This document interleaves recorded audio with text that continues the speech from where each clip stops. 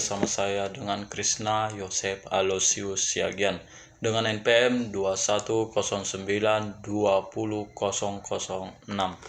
Baik, saya dari mahasiswa Universitas Katolik Santo Thomas Medan. Baik, saya dari Fakultas Keguruan dan Ilmu Pendidikan. Program studi saya yaitu Pendidikan Bahasa dan Sastra Indonesia.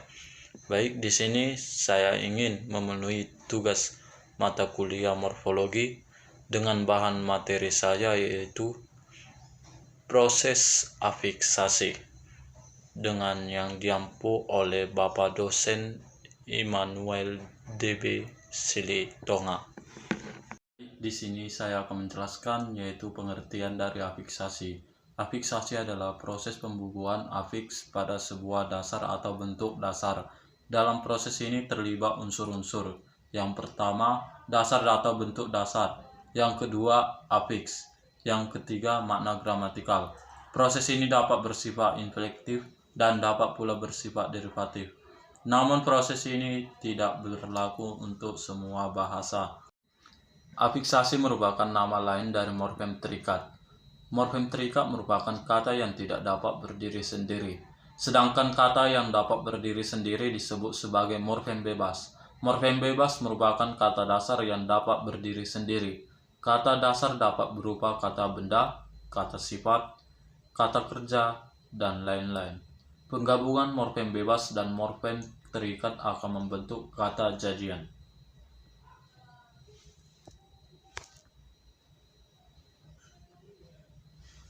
Di sini juga saya dapat menjelaskan yaitu macam-macam atau jenis-jenis afiksasi. Dalam linguistik dikenal bermacam-macam afiks dalam proses pembentukan kata.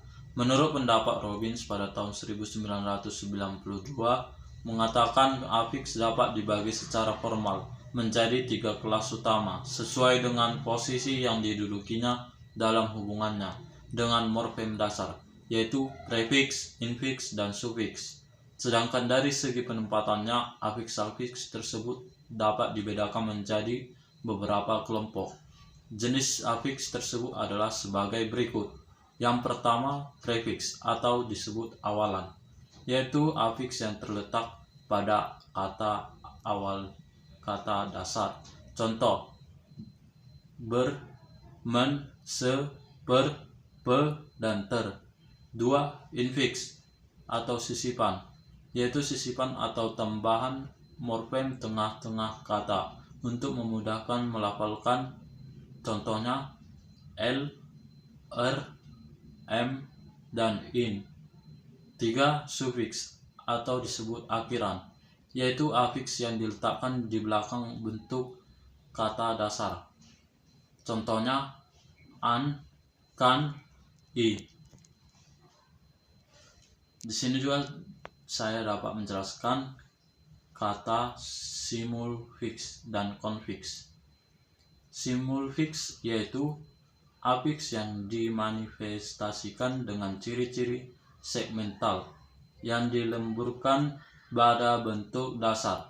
Dalam bahasa Indonesia, simulfiks dimanifestasikan dengan nasalisasi dari fonem pertama suatu bentuk dasar, dan fungsinya ialah membentuk verba atau memverbakan nomina, adjektif, atau kelas kata lainnya.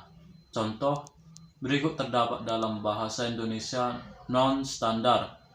Kata kopi menjadi ngopi, cabit menjadi nyabit, soto menjadi nyoto, santai menjadi nyantai, satai menjadi nyantai.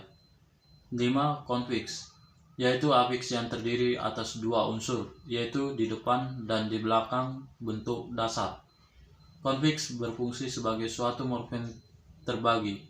Konfiks harus dibedakan dengan kombinasi afiks atau imbuhan gabungan. Contohnya, keadaan yang berasal dari bentuk dasar ada dan mendapat imbuhan akhiran an, pengiriman, persahabatan, kepandaian, dan perpandangan. Dan selanjutnya yaitu pengertian dari kombinasi, yaitu imbuhan gabung. kombinasi dari dua afiks atau lebih yang bergabung dengan bentuk dasar. Afiks tersebut bukan jenis afiks khusus dan hanya merupakan gabungan beberapa afiks yang mempunyai bentuk dan makna gramatikal sendiri, atau dengan kata lain, masing-masing menjaga intensitasnya sendiri, muncul secara bersamaan pada bentuk dasar, tetapi berasal dari dalam proses yang bertahap atau berlainan.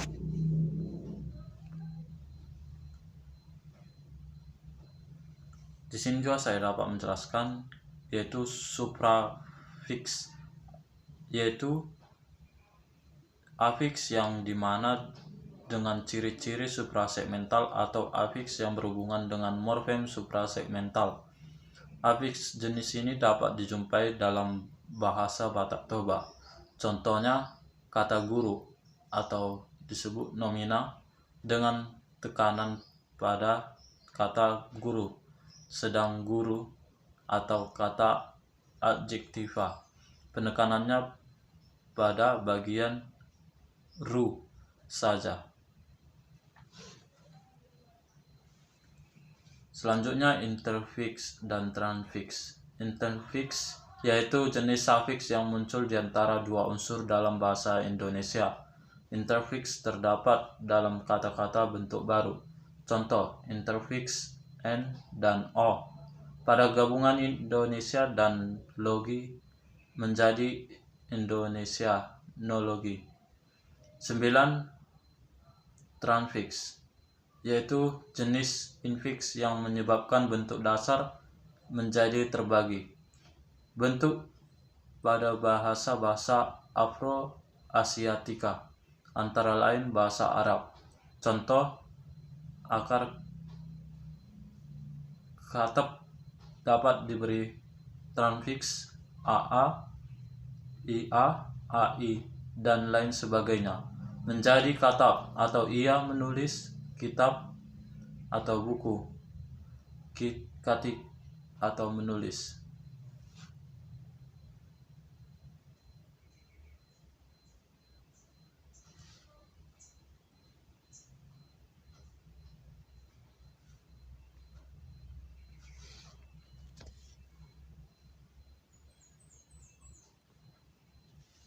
Fungsi dan makna afiksasi. Menurut pendapat Matthews pada tahun 1974 pada halaman 41 menyimpulkan bahwa morfologi terdiri atas dua subbidang, yakni morfologi infleksi dan yang kedua morfologi leksikal atau morfologi derivasional. Menurut pendapat Bauer pada tahun 1988 pada halaman 73 juga menyatakan bahwa morfologi secara tradisional dibagi atas dua cabang, yakni derivasi dan infleksi. Dasar pembedaannya adalah derivasi menghasilkan leksem baru dan infleksi menghasilkan bentuk kata atau kata gramatikal dari leksem. Pembagian dua morfologi menurut pendapat Matthews pada tahun 1974 dan menurut pendapat Bauer pada tahun 1988 tersebut juga dilakukan oleh Williamson pada tahun 1997. Menurut pendapat Williamson pada tahun 1997 pada halaman 46-47, morfologi berkonsentrasi pada dua fenomena yang berbeda, yakni derivasi dan infleksi. Fungsi dan makna terbagi atas. Yang pertama, afiks infleksi men, afiks infleksi di, afiks infleksi ku, afiks infleksi kau, dan afiks infleksi ber. Baik, demikianlah hasil materi yang saya paparkan. Jika ada kata-kata atau pengucapan yang saya salah, mohon dimaafkan. Dan jika ada teman-teman atau saudara sekalian ingin beri kritik atau saran, boleh diketik melalui kolom komentar. Dan semoga materi yang saya paparkan bermanfaat bagi kita semua. Demikian hasil materi yang saya paparkan. Sekian dan terima kasih.